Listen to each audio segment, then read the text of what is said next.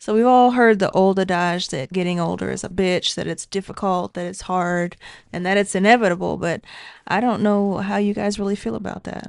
I know I, at least at this point in my life, I don't feel that way. But how do you guys feel? I mean, it's interesting you say getting old because I'm like, well, there's getting old and there's getting older, right? And there's There's sort of two aging. different, right? There's sort of two different things because I mean, my kids who are in their 20s are kind of like, oh, getting older is a bitch because we didn't know how good we had it when we were kids and we didn't have to adult. And Right. now we have to adult. And like, what do you mean I have to go into work every day and have to worry about paying for all of this shit and all that kind of stuff? I don't know, getting older. I don't really feel like I'm older. I guess that's really the weird thing. Well, Dee, I mean, what do you think? I am Like, the oldest of everybody, and I feel like, first of all, I'm grateful to age, and I have never been one to hide my age. I proudly state my age, but I see myself now. I see things that I can say sometimes, like I'm getting older.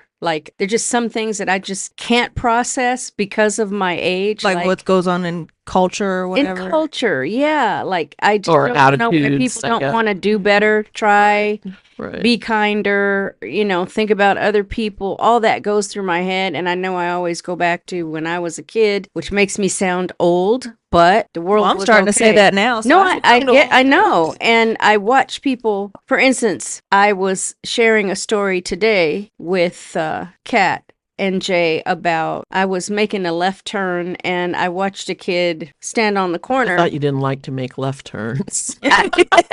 and it didn't have an arrow either. Shots I was fired. living dangerously.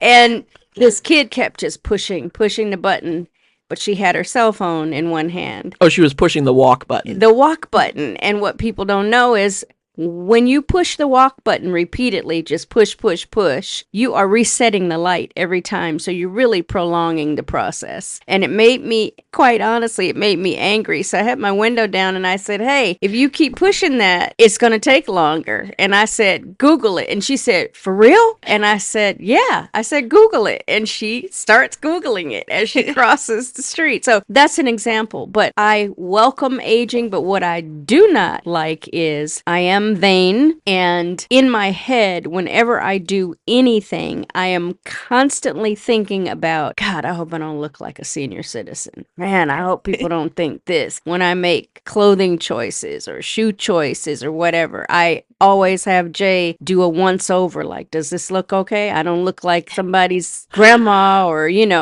So that is part of my reality about aging. And I refuse to be, I'm technically in the senior citizen phase, and I really don't like that term. Elderly, if we even. Well, when you I get don't your like it. when you get your first AARP mail, right? You're All like, that, which I did not subscribe For the to. Neptune Society. Yeah, it's sending me this shit every other day, Dead yet? Now listen, that offends me. Like don't even open it; it goes straight to the shredder. wow. Yeah. And I do not look like your typical senior citizen. I know that.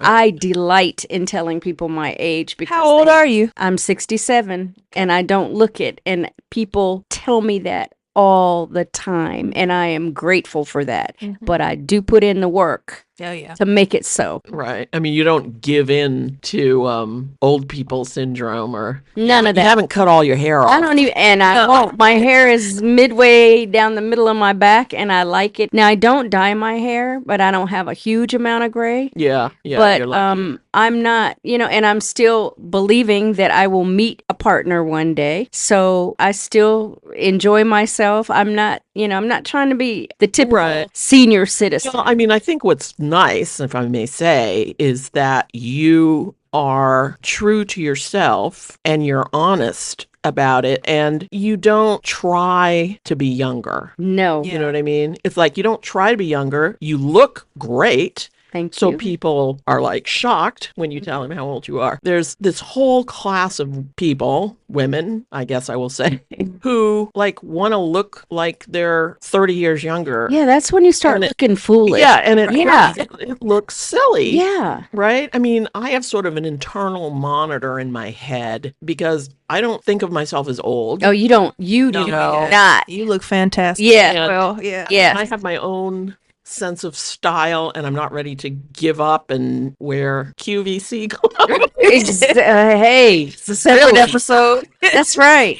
But That's right. there is a thing that goes off in my head when I see certain things, and I'll think, "Oh, that's cute," but I'm not wearing that. Right. I mean, like I do have a monitor in my head that says "ding, ding, ding." No, not now. Right. That's what they call staying in your lane, right? I mean, but I see some of these women on TV or something, and I'm just like, Trying too hard, baby. "Ah, Yeah. you're trying way too hard." Yeah. Sort of like that. Well, I don't know. I haven't watched extensively all those Real Housewives shows, but I'm sorry, all those women look really bizarre to me. They look sort of alien-like to me because they are not real people. There's, I don't know, so much plastic and pulling and tugging. Ozempic. Ozempic. Yeah. And, Fillers. what have you. It's really kind of insane. And I'll say this too.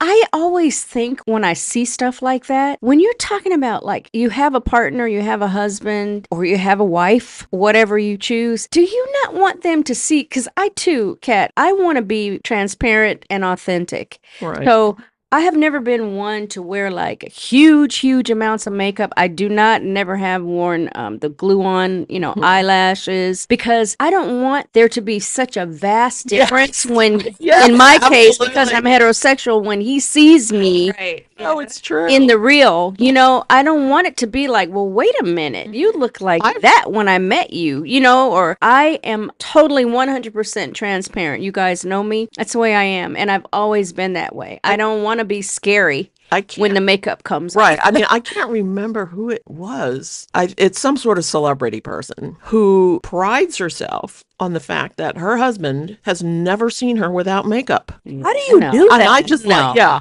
I'm like, how do you do that? I don't know. That's You just crazy. wait till he falls asleep Right. and then you get up super early? I mean, That's it insane. boggles my That's mind. informative. Like, Yeah, it boggles my mind. It's No, it crazy. really is. It says something You know, about self-esteem. too. My mother used to tell me when I was younger, like, we had designated things that you did. You got up, you washed your face, you brushed your teeth, you combed your hair, even if you're going to stay in your night clothes, put a robe on for breakfast or whatever. Right. But I remember as I got older, my mother would say, and I never really saw my mother, she wasn't one to really, she still looked gorgeous at night. And she would tell me, just like you don't want to see him looking a certain way, he doesn't want to turn over or wake up and see you looking a certain way. Like, she hated, like, get up and hang around in your house coat all day. Don't do that. Get up, take a shower, put some clothes on. Right. Right. If you wear lipstick, put the lipstick on too, because you want to be attractive to your partner. Yeah. And that always stayed with me. I grew up in an era where the guy used to throw the newspaper, and you go out and get the paper, and she would Oh, always right, make right. me, I couldn't go out in my house coat. Yeah. Throw your clothes on, throw your shorts on and a shirt, put your tennis shoes on or whatever, but don't do that. So it's stuck with me. And I have always been that kind of partner. I was with your father for many years, and I was not a sloppy Right. wife Right. or partner. Right. I And I will always say- tried. For the people that might say, "Oh, that's misogynistic," well, Hey, I think it's just about putting your best foot forward. Right. Because I mean, I've never been Well, it married. kind of goes but both ways. It goes both ways, right? You want to show up. Well, that's what people are always like. I found my person, and they make me want to show up as the best version of myself. I think that's true. part of it, Yeah, right? That's because part you, of that you should equation. be equally yoked. Well, yeah, like that. I mean, there's the person who won't let their partner see them without makeup. That's one end of the spectrum. And then there's the other end, which is merely take some pride in your person Right. and yourself. Right. Right? It doesn't have to be that you put on a whole face full of makeup, but Yeah. you brush your hair when you get up and you brush your teeth and, right. you put clothes on, just like maybe you don't want to see your husband in his t-shirt and drawers sitting in the chair watching TV. Like, put some clothes on, just kind of that kind of thing. So it's not necessarily misogynistic, right? Yeah. 'Cause it goes both ways. But I'll sort of, say this. I'm interrupting you, but I'm thinking about being married and what you just said. And I had an incident with your father, Jay, when he had a favorite shirt. And he would, after a long day, he liked to put this shirt on, take off his work shirt and put this on. And I said, if I see you in that shirt one more time, I'm throwing it away. And he said, yeah, okay, sure, right. I was like, you know what? He left the next day, went in the trash. He It's didn't a look promise, for a buddy. while. funny thing, that particular time, he didn't look for it for a while. And after a couple of weeks, he said, "Have you seen my, my gray shirt or whatever? Which one?" I said, "Nope. I haven't Sure seen it for a few weeks. I have no idea." But I was like, I know how I'm going to solve this. Yeah. Going in the trash. Mhm. I don't want to see it, But yeah, you have conversations about that, but you do try. I like what you said, Kat. You try for them too. You don't just get with somebody, stay with them. I got them, I'm going to keep them. Mhm. And it goes both ways. Right. Or like this, just you said that, and I've been listening. Of course, here we go, dating Coach Anwar. But he said, the courtship, or I've heard a lot of people say, not just him, like even though you get married, you still want to date, and do like Right. keep up that kind of energy that you had in the phase before you got married. It keeps, I've heard it keeps the relationship strong, But I wanted to swing it back around to the aging. Aging has this negative connotation, Mhm. but I don't think that it necessarily has to be that. I think that's been a misinterpretation because you gain a lot as you age. Like even though I'm in my 30s now, I definitely am starting to feel a little bit of aches and pains and stuff, but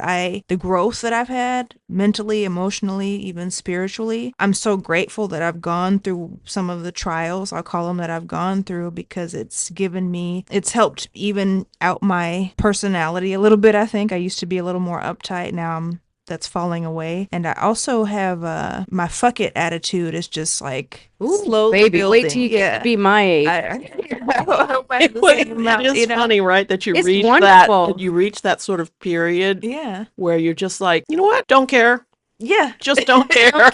And I will say that what you said about your trials, it's contrast. I've gone through a lot of contrast. Not totally traumatizing. I'm just saying to have lived, been married, raised You a live child. a life, right? I've You lived live a life. I've been divorced, lost people when I didn't think I was going to lose them. Yeah. You've You changed know, jobs. You've worked so with different much. people. But know. I got to tell you, that is part of the wealth of aging. And I'm going to say it like that because I can always draw back on it. And now I always say to one friend in particular, okay, your response is, okay, that happened.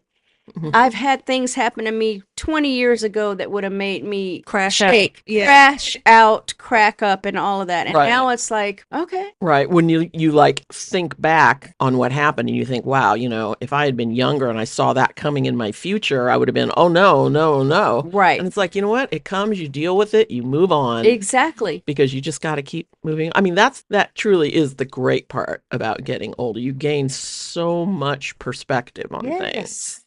Yes. And really, it's trite, but you really do realize what's important, what's not important. And then sometimes you're completely astounded by people that have gotten to the age they've gotten to and are still just as stupid as they were. And you just realize that that's how it is, right? It's true. I think back a lot now, particularly at this age. My mother was such a wise person, and I would present something to her like, and be flustered about it. And she'd say, just sit with it for a minute. And I'd be like, what does that mean? That's easier for her to say.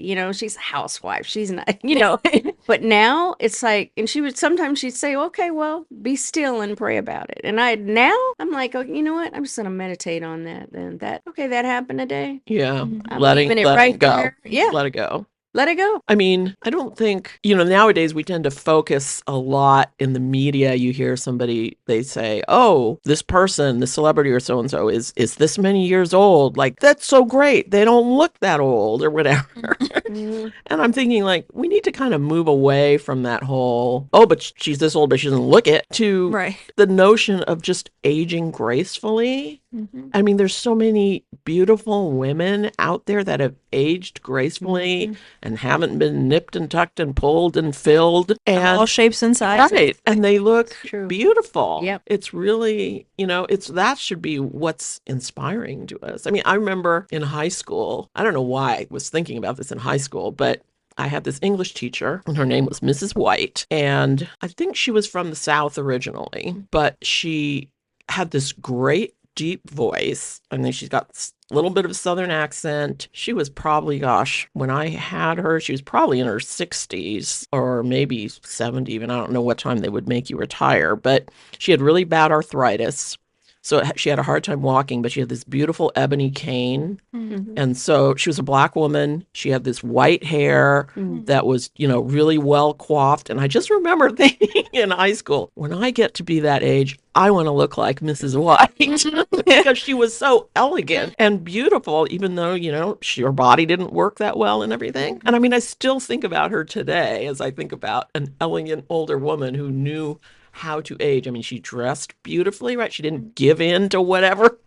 I'm thinking about that, and I'm going to tell a story which both of you have heard. I know who you're talking about because I had a family full of them. Oh yeah. And my mother had 7 brothers and sisters, 6, 7, and all of them were extremely close. And I am going to one summer in Detroit, Michigan, talking about the wisdom that you gain and the elegance. I had an aunt, and for any family who's listening, we're talking about Aunt Eloise. She owned a flower shop, and she was married to Johnny, Uncle Johnny. They never had kids, and they lived in a brownstone. But when we would go to Detroit, she wore negligees like at night. Remember those? I don't know. Well, you wouldn't, but they had, feathers on the sleeves and the little see-through, nightie, and then it had a bed jacket with it. And she wore house slippers that had Feathers. feathers. And I would walk around in her clothes. She Marabou let me go feathers. through her Yeah. entire closet, and her boudoir. She had a vanity, and it had a satin curtain around the bottom of it.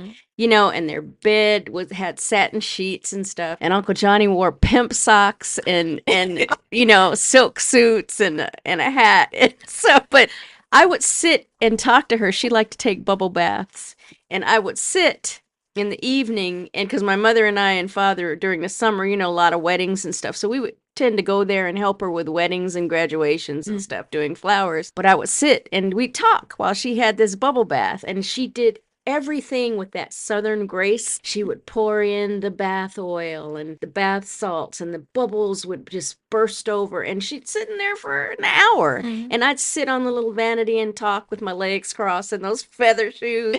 And I would watch her dry off. And Kat, I just told a story before we started this subject about my family and nudity. Seems like it just never is a problem, right? So I would watch her, dry, and she'd put her foot up on the tub and dry her legs and stuff. And then she would take the powder puff and she would puff it under each breast and down the center of her thighs, and maybe back on the top of her hips. And I would say, Aunt Eloise, why do you put the powder puff there where the powder, the perfume, because it smelled like usually Royal Secret. And she said, why, darling, you should put perfume wherever you might be kissed. To a child. And it stayed with me. I can imagine. When I think about aging, y'all, that's one of the wonderful things about it. That's a bad bitch That's a bad bitch right there. And I say that with love. So Yeah. I know Mrs. White. Yeah. Right. Yeah. Hey everyone, and thanks for tuning in to another episode. If you enjoyed what you heard, please follow, comment, and reach out on our socials. Also, leave us a review on Apple Podcasts or wherever you get your podcasts. If you resonated with anything in the episode, be it products or topics, make sure to check the show notes for additional information, or shoot us an email if you like. See you next time.